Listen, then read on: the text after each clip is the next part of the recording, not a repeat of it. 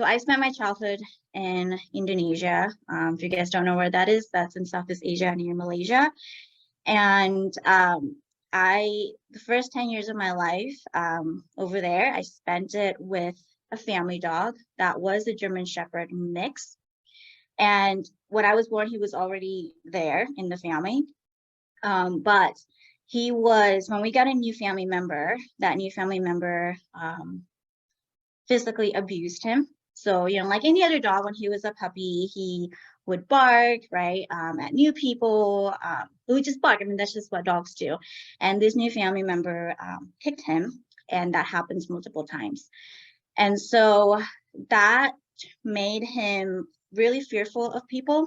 And so he became aggressive. So he had that fear-based aggression toward people, toward other dogs, other animals. The only two people that he was okay with was me and my birth mom. And so my family put him in this backyard sized kennel that was half indoor, half outdoor. And so my birth mom and I were the only ones who could go into his kennel and give him food, pet him, give him water, play with him and things like that. But with anybody else, he would be aggressive and he would bite. And so this was my first encounter, my first exposure to what abuse can do to a dog and really just any pet, right? Unfortunately, he passed away from old age when I was already here in the US when I was a teenager.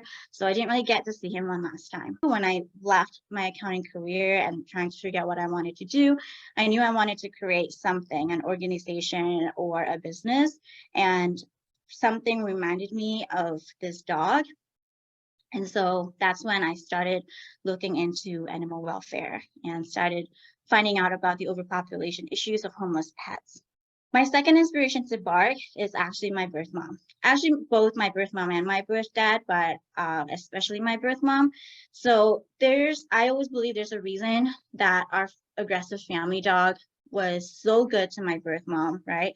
And I really believe that's because my birth mom has the purest heart. And I'm not making that up. I'm not just saying that because she's my birth mom. She really does. So we used to live, when I was a child in Indonesia, again, we used to live in an area that was not very good. It was like a low income area, high crime area. And because we couldn't afford a car, my birth mom and I would, every single day, we had to walk an hour from the restaurant where she worked at to go home.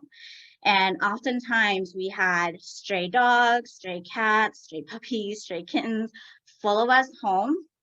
And it was my birth mom that taught me for the first time how to take care of a dog. Because I grew up, I spent time with, this family friend, but I wasn't the one who was feeding him and making his food and stuff like that.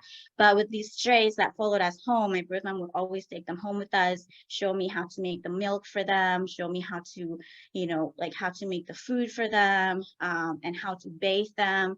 And so that was another memory that I was reminded that kind of just inspired me to start Bark Rescue. And also now my birth mom, now she doesn't have a dog anymore, but she does have a low-key bird sanctuary in our backyard. And so any birds would just come to the sanctuary for a stop for food, for water, if they need a rest, if they're injured, they would come in, and my birth mom and my birth dad would basically tend to them until their injuries are healed and then let them go back out into the wild. She also used to have chickens, fish, so they kind of have a bunch of animals in the house, just kind of a low-key kind of sanctuary. And so she's the other inspiration to me starting Bark Rescue. Obviously, she was very supportive when I told her that I was creating an animal rescue organization. Just kind of the same passion. And, I think my birth mom and my birth dad are the ones who taught me to be good to all animals, no matter what, no matter what breed, no matter what species.